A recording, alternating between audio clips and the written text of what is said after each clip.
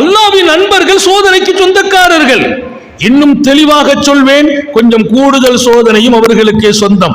அஷத்துல் பலாஇ அல் அன்பியா சும்மல் அம்சல் ஃபல் அம்சல். சுந்தர நபிகள் ஸல்லல்லாஹு அலைஹி வஸல்லம் சோதனை கொஞ்சம் கடுமை நபிமார்களுக்கு, அதுக்கடுத்து அல்லாஹ்வின் நேசர்களுக்கு நாங்க ஸல்லல்லாஹு அலைஹி வஸல்லம். ஏதாவது ஒரு வகையில் அல்லாஹ் நம்மளை போட்டு எடுப்பான், புரட்டி எடுப்பான். நம்ம கொஞ்சம் நெருங்கி வரும்போது, தஹஜ்ஜத்தில் ஈடுபடும் போது, துஆவில் ஈடுபடும் போது, திக்ரை வாழ்க்கையாக கொள்கிற போது அல்லாஹ் கொஞ்சம் புரட்டி எடுப்பான். குடும்பத்தில் சில சஞ்சலங்களை கொடுப்பான், மனைவிக்கு சில நோயை கொடுப்பான், பொருளாதாரத்தில் சில வீழ்ச்சியை கொடுப்பான். மனசு என்ன பண்ணுதுன்னு பார்க்கறான். அப்ப நம்ம சில நேரத்தில் இவ்வளவு வணங்கணுமே, இப்படி எல்லாம் இருந்தோமே, ஏன் நமக்கு இப்படி சோதனை அப்படின்னு நீங்க நினைச்சிட்டீங்களா?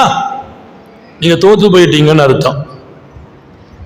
நிறைய பேர் வந்து கேட்பாங்க, ஏப்பா நீ நல்லா தானே இருந்த, நிறைய உனக்கு வணக்கம் எல்லாம் இருந்துச்சே, உனக்கு ஏன்பா அந்த சோதனை? அது என் ரப்பனுடைய சுன்னத்துன்னு சொல்ல. ரப்புடைய சுன்னத்து என்ன?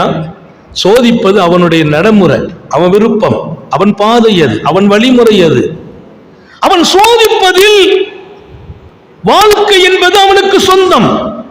அல்லாஹ் குர்ஆனிலே சொல்வான், ஹலக்கல் மௌத்த வல் ஹயாத்த லியப்லுவக்கும், வாழ்வையே சோதனைக்காக படைத்தேன் என்கிறான்.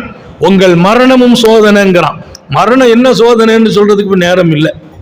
நான் வாழ்ற வாழ்க்கை மொத்தமும் சோதனை.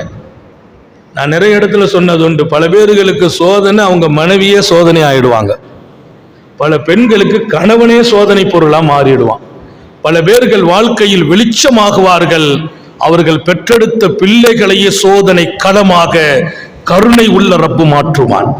அல்லாஹ் நமக்கு எல்லா வகையிலே ஹைராக்கி தருவானாக.